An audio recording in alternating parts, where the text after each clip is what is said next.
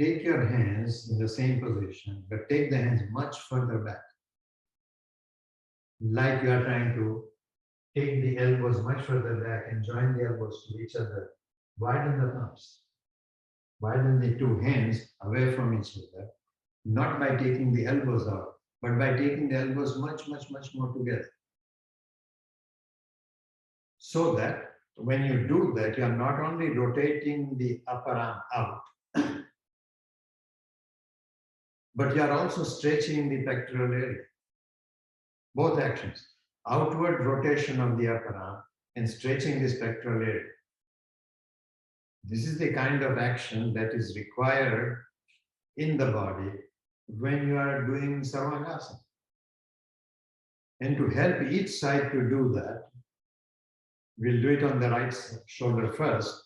So what I do is I catch my right hand in this position with the left hand.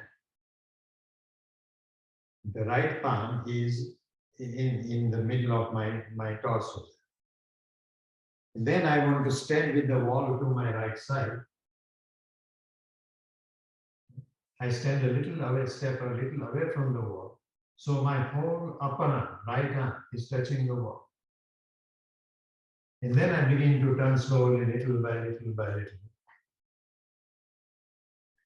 So that the right elbow behind me comes closer and closer to the center of my spine, my back. If you cannot stand up and do it, you can lie down and do it, or even sit and do it. But lean into the wall by stepping away from the wall. See that your whole upper arm is touching the wall. Then adjust the skin of your shoulder, of the right shoulder, so it is gripped by the wall. Without losing that, begin to turn to the left. First your feet, then your pelvis also. So that there is a real stretch of the pectoral area closer to the head of the humerus. Not only turn the torso towards the left, but do the action to stretch the extreme edge of the pectoral area by really gripping the shoulder to the wall and rotating.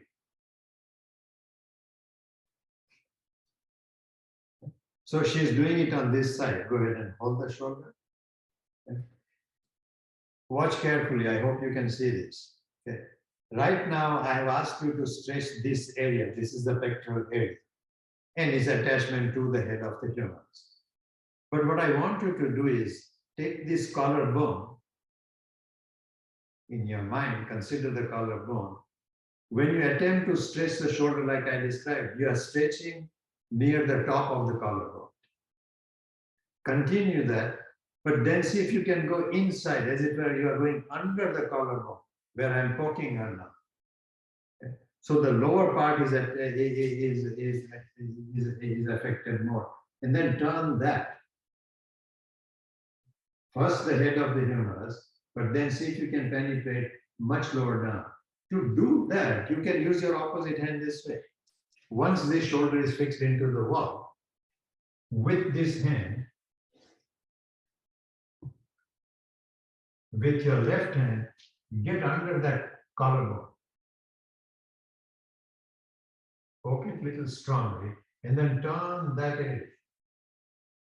Unless that inner attachment releases, the upper will not release quite completely.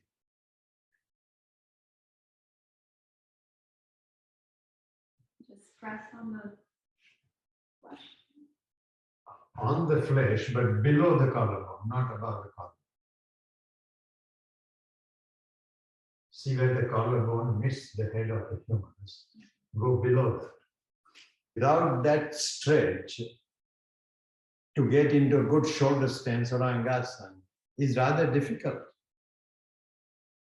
because you keep dropping onto the 7th cervical vertebra, which you don't want to do.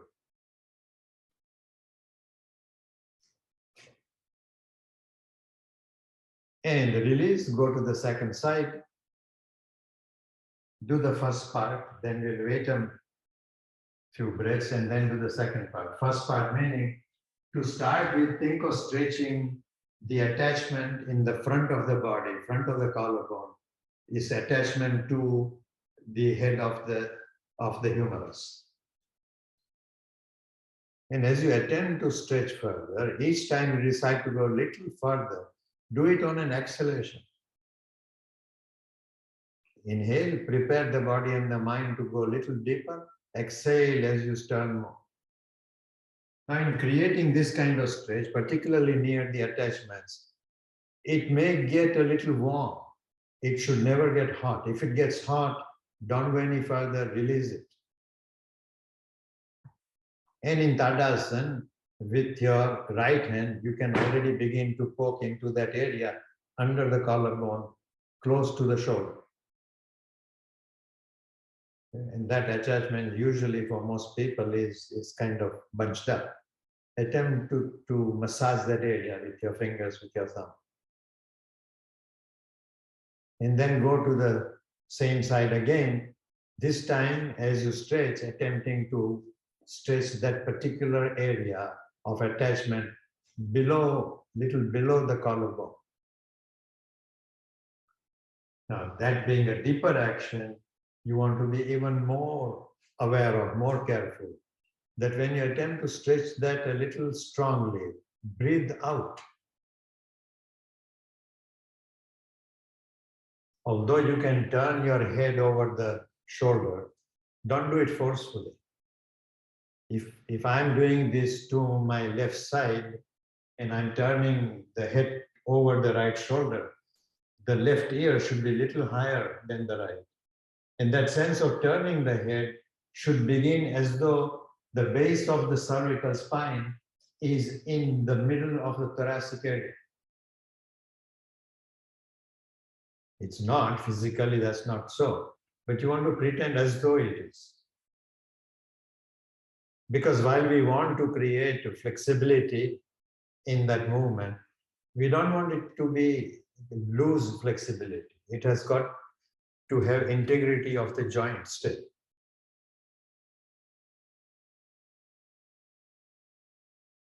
You do that by giving it some weight. I'm going to describe something on Andrea's body. You might observe the same thing on your body. When I look at her action, her left index finger, the knuckle is not touching the floor very strongly. The right is touching. To me, that would suggest that if there is a problem in the shoulder, it is on the left side. And it is likely to be under that collarbone. Knowing that, firmly press the index finger knuckle of your palm into the floor, rotate it in. From that contact, lift the inner shoulder blade. If you carefully examine the index fingers in your case, where it meets the palm, index finger meets the palm, that knuckle should be firmly into the floor, equally on the two sides. Whichever side is lifting up, you want to draw that down and lengthen it.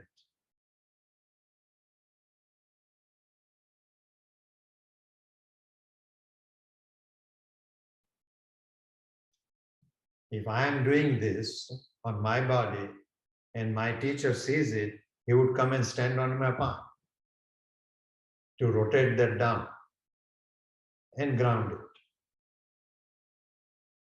Bend the knees and come down.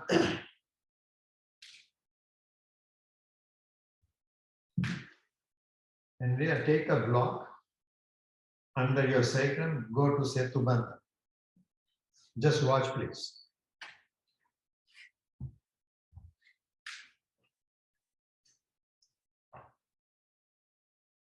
Support the sacrum as you would do. But the intention here is not so much to do Setubandha Sarangasana. The intention is, can you interlock your fingers? Keep the palms together. If the block is in the way, move the block a little more towards your head. See that the palms touch each other.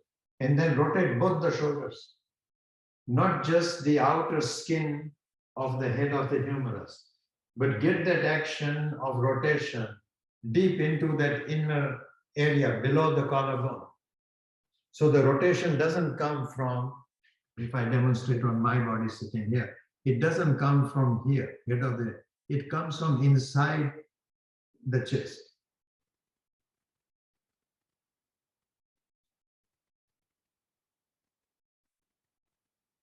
And the more you can keep your heel of the palms together, the more effective that would be.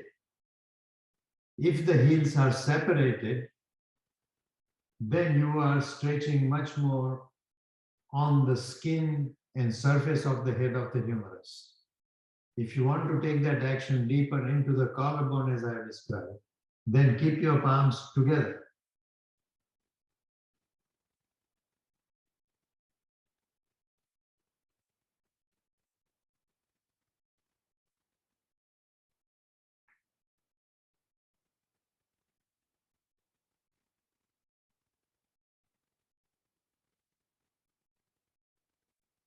And when you go to Sarvangasana or to Viparita Karni, this becomes even more important.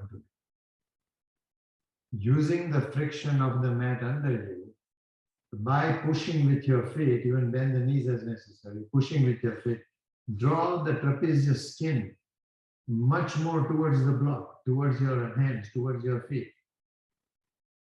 But see that the 7 cervical vertebra is not touching the floor.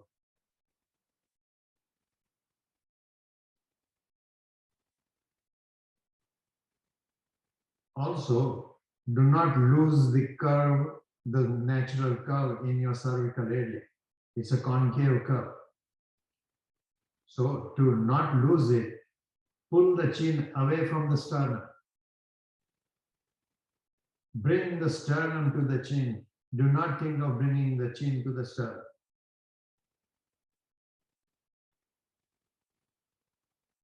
This is even done a little better if you bend the knees more and hold your ankles.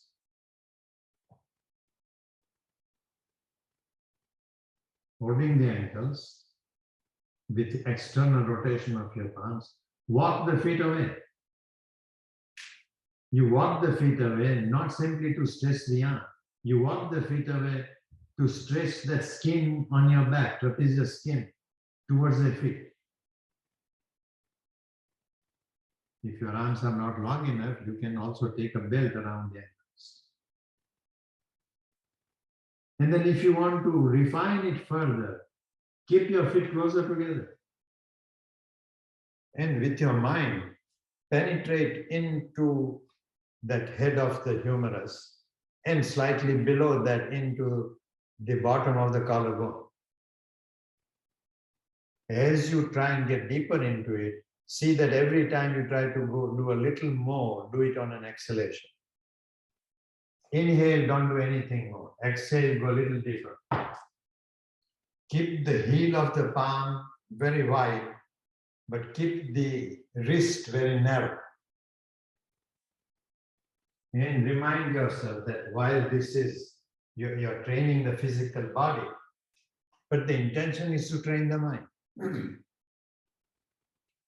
I'm not concerned right now too much about the upper shoulder, your left shoulder, but the right shoulder tends to roll in. Bend the right elbow a little and rotate it out. Complete the external rotation of the head of the humerus of the right shoulder.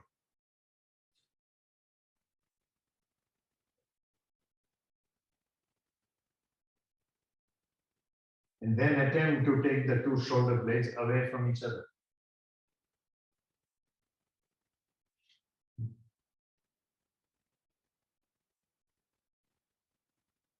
Keep the head back away from the wall. Turn the head to look up. With your left eye, look up. Right eye also looks up. But in the process, elongate your right side of the neck more.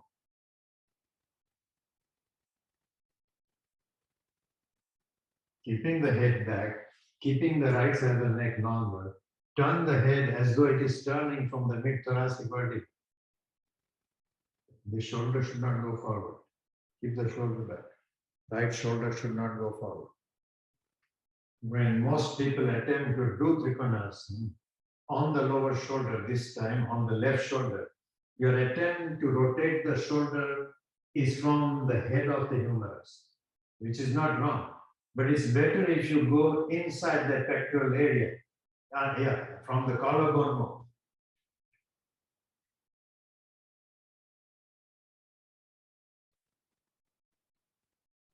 And inhale and come up.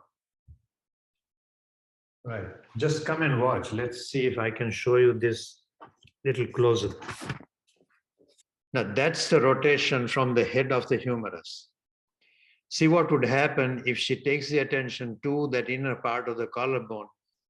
From there, rotate.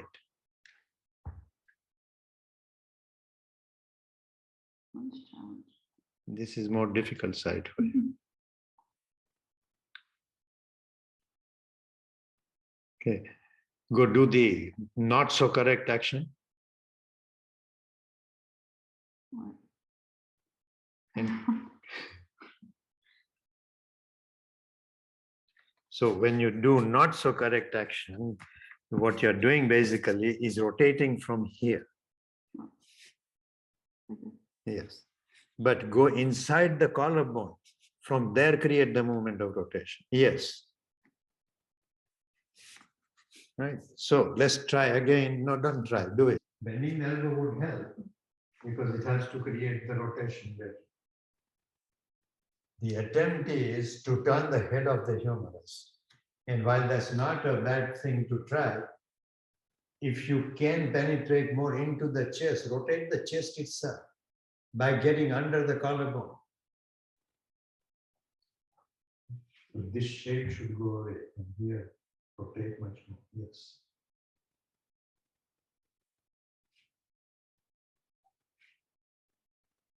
Hey, when you do that, don't take more back bending the number. This time, lift the other arm up also.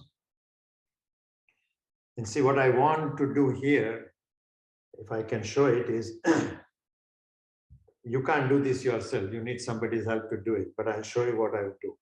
I take my left hand, try and get on the inner side of the shoulder blade. My upper arm is supporting her hand here. With the other hand, I go on the head of the humerus. My attempt is to go into that collarbone area if I can. Then I hold with my thumb outside and I pull the two away from each other. Rotate this outward, then pull away from each other. Okay, that's the difficult part to do. Having rotated this correctly, can I pull these two away from each other?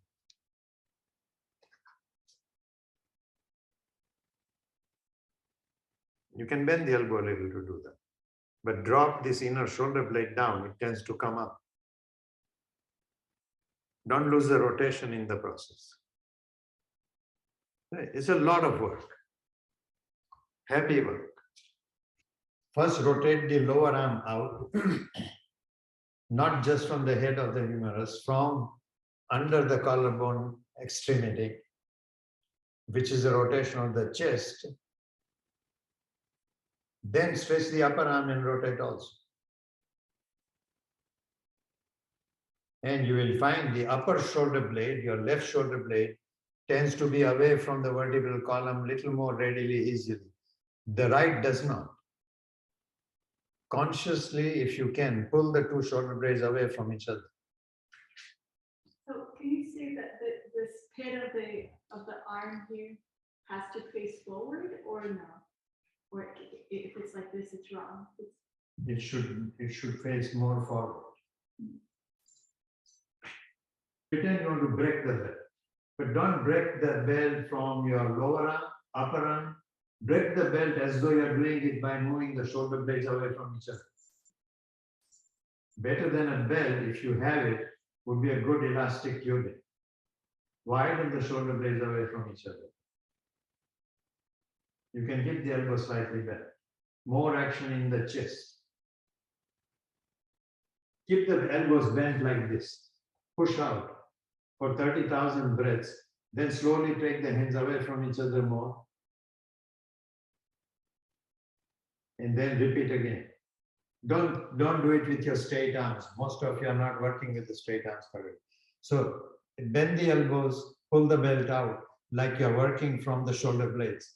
Then slowly stretch the hands wider and wider out until the elbows are almost straight. They will still be slightly bent. But if you lose the sense of the shoulder blades moving away from each other, don't take the hands any wider out. Stay there and work at that particular level. But attempt to widen the shoulder blade to stretch the arm out. If you loosely stretch the arm out, the head of the humerus falls into the body, doesn't quite open the shoulder blade. So keep the belt, have the elbows bent in Trikonasana, and go down to Trikonasana. You need not go down all the way. You can go partly down. Attempt to widen the shoulders.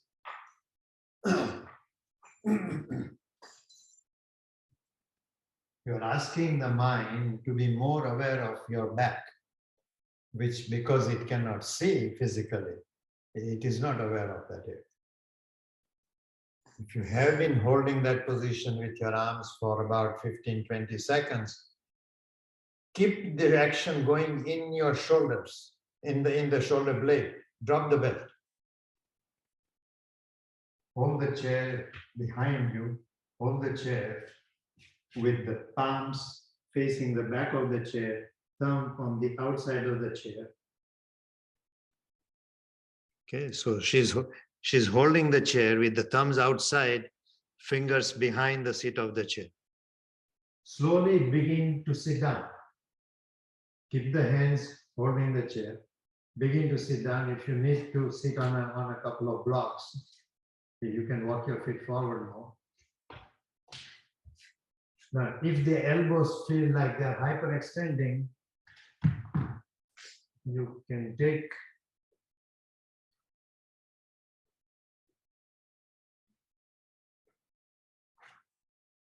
a support under the elbows.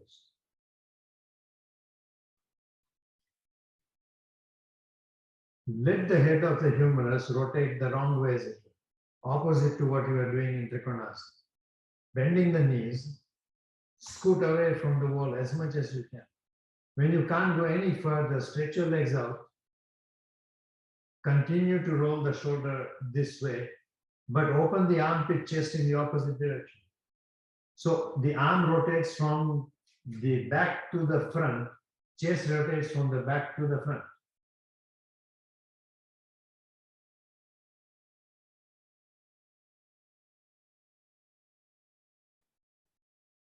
Now, if with that action, the 7 cervical vertebra, the base of the shoulder blade even goes forward, then when you rotate the arms out in the correct direction, as it were, it should go much further.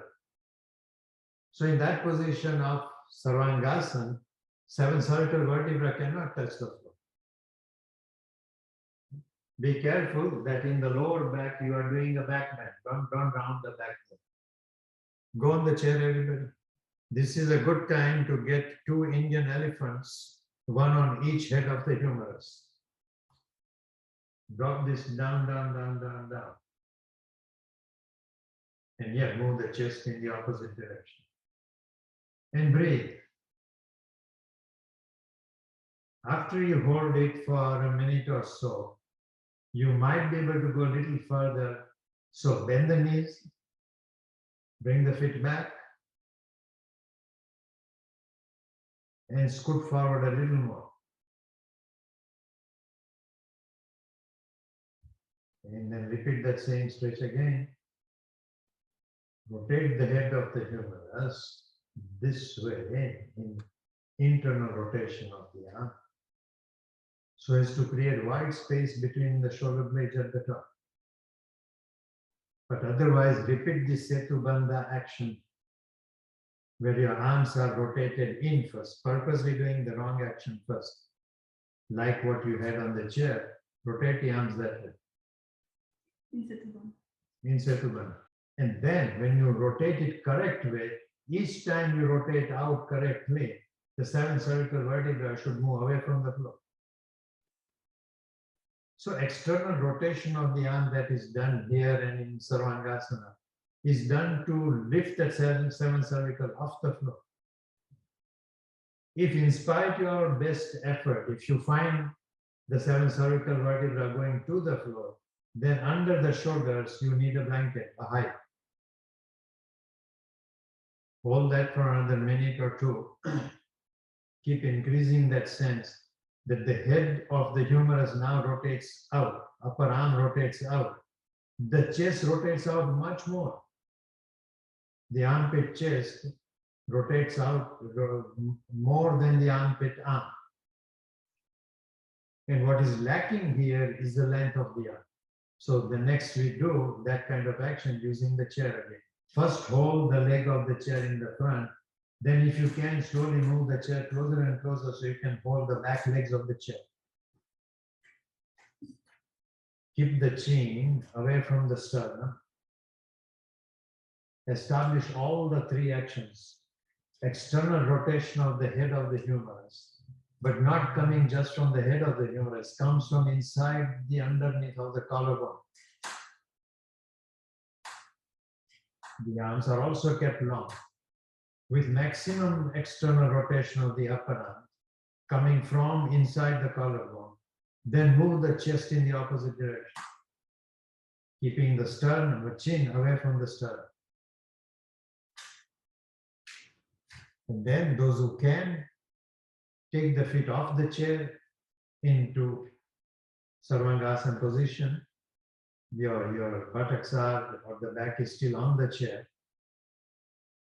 So you are more like in a Viparita Karni position.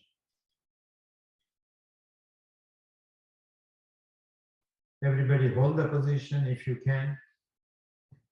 Keep refining it with all the three attentions. Can you rotate the arms out from the collarbone, not just from the head of the humerus? Can you move the armpit chest from the back to the front?